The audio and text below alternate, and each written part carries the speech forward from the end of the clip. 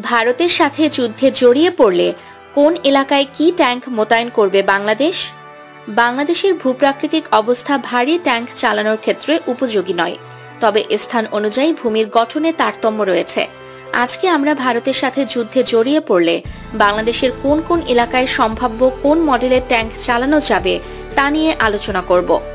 উত্তর পশ্চিম sector Russian T-90S অথবা MS, রাজশাহীর বেশিরভাগ অংশেই T-90S চলবে, কিন্তু বেশিরভাগ রাজশাহী এলাকা এতটুকুই। কিন্তু বগুড়া, সিরাজগঞ্জ এসব এলাকায় T-55 ছাড়া উপায় নেই। এসব এলাকা নদীর কাছে, মানে মাটি অনেক ভোঙর এবং হালকা হবে। পুরো রংপুরে T-72 চালানো যাবে। দক্ষিণ পশ্চিম সেক্টর T-72 আর T-55 গোত্রের ট্যাঙ্ক চলবে। খুলনা, বরিশাল, মাদারীপুর এগুলো গঙ্গা ডেল্টার অংশ, আর গঙ্গা ডেল্টা গঠিত হয়েছিল পলি মাটি দিয়ে। তারপরে বরিশালে পানি উঠে আবার যায়, চর এলাকায় যা হয়। পূর্ব সেক্টর কুমিল্লার নিচে লাকসাম, মাইজদি এলাকা অর্থাৎ ভোলার কাছে এ জায়গাগুলোতে T-55 গোছের জিনিস চলবে। আবার কুমিল্লার উপরে আখাউড়া, ব্রাহ্মণবাড়িয়া এসব এলাকায় T-72 চালানো যাবে।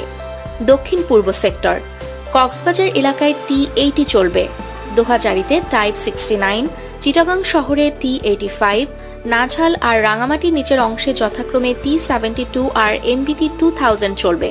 আবার খাগড়াছড়ি, দীঘিনালা এসব এলাকায় T-55 চলবে। উত্তর পূর্ব সেক্টর সিলেট শহর এবং পার্শ্ববর্তী এলাকা সুনামগঞ্জে T-55 চলবে। আবার শায়েস্তাগঞ্জ এলাকাতে T-72 চলবে।